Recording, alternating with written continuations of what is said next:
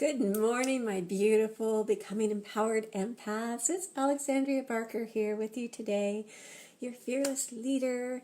And I have a question here for you. I'm wondering how often you ever feel trapped by the negativity of another. Sometimes we just find ourselves in situations, and maybe they're family or maybe they're coworkers. Either way, you're really confined to the company of this individual, or more plural, and they just are so negative. They may be very nice people, but they just have a negative trajectory. So I had this question come in from a follower, and they were wondering, how do I handle this without coming off as some holier than thou,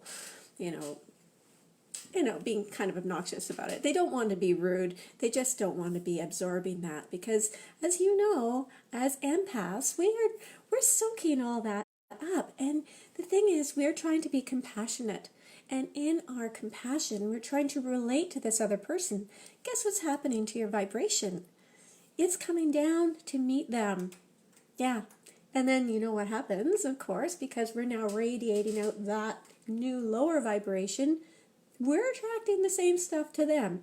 So not only are we listening, letting them, vent, and we're taking it all in, nodding, going along with it, we're actually compounding the issues for that person as well. So we're not doing them any favors, and we're not doing ourselves any favors. But it's not really socially acceptable to say, well, whatever, I'm in a good mood, I'm not going to indulge this. So what do you do? So as I was sort of discussing with this individual, you really have three options, is the way I see it. The one is to do the social norm, to sit and nod, commiserate. Yeah, that really does suck. Oh, I agree. Oh, man. And then you know what? Then you're coming up with, oh, I remember when this happened to me.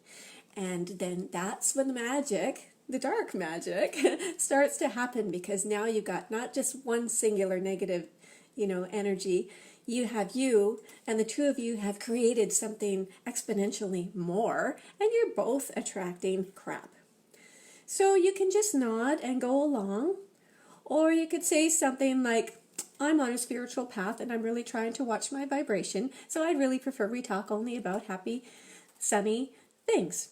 That okay with you?